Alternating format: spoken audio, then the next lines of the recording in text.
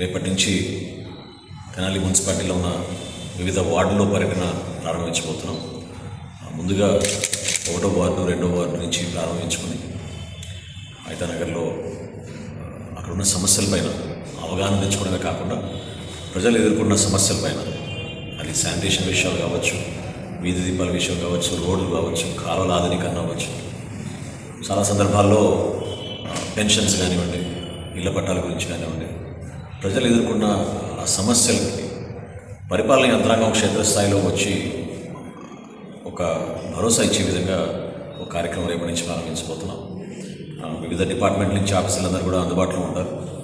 ప్రజలందరూ కూడా దయచేసి దీంట్లో పాల్గొనమని, క్షేత్రస్థాయిలో ఉన్న వాస్తవాలు తెలుసుకున్నాక చక్కటి ప్రణాళికలతోటి తెనాలి మనం ఏ విధంగా అభివృద్ధి చేసుకుంటూ ముందుకెళ్తున్నామో, ఇంకా మంచి ఆలోచనతోటి, మీ సూచనలతోటి ఆ ప్రాంతాన్ని ఇంకా చక్కదిద్దుకునే విధంగా ఇది ఒక మంచి అవకాశం అని నేను భావిస్తున్నాను. ప్రత్యేకంగా మనకి పిల్లల కోసం చక్కటి పార్కులు, ఆ ప్రాంతంలో ఉన్న అనేక మౌలిక సదుపాయాలు, రక్షిత మంచినీటి పథకం, లైబ్రరీస్, అదేవిధంగా రోడ్స్ విషయంలో కానివ్వండి, కాలువల విషయంలో కానివ్వండి, వంతెనల విషయంలో కానివ్వండి, వీటన్నిటిపైన సమగ్రంగా ఒక చక్కటి కార్యక్రమం ప్రతిరోజు చేయడానికి రేపటి నుంచి ప్రారంభించబోతున్నాం.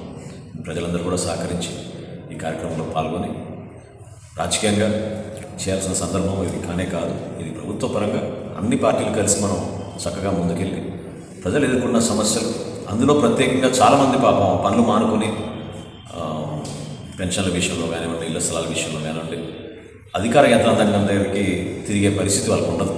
కాబట్టి మనమే వాళ్ళ ఇళ్ళ దగ్గరికి వెళ్ళి సమస్యల గురించి అవగాహన తెచ్చుకొని తప్పకుండా ఈ కార్యక్రమాన్ని ప్రజలకి అంకితం చేసి తెనాలికి మరొకసారి పూర్వవైభవం తీసుకొచ్చే విధంగా సమగ్రమైన ప్రణాళికతో ఏ విధంగా రోడ్లు విస్తరించుకుంటూ మనం ముందుకెళ్తున్నామో, అదేవిధంగా ప్రతి ప్రాంతంలో కూడా కొన్ని అంతర్గత రోడ్లు సమస్యలు ఉంటాయి, కొన్ని ప్రధాన రహదారుల సమస్యలు ఉంటాయి.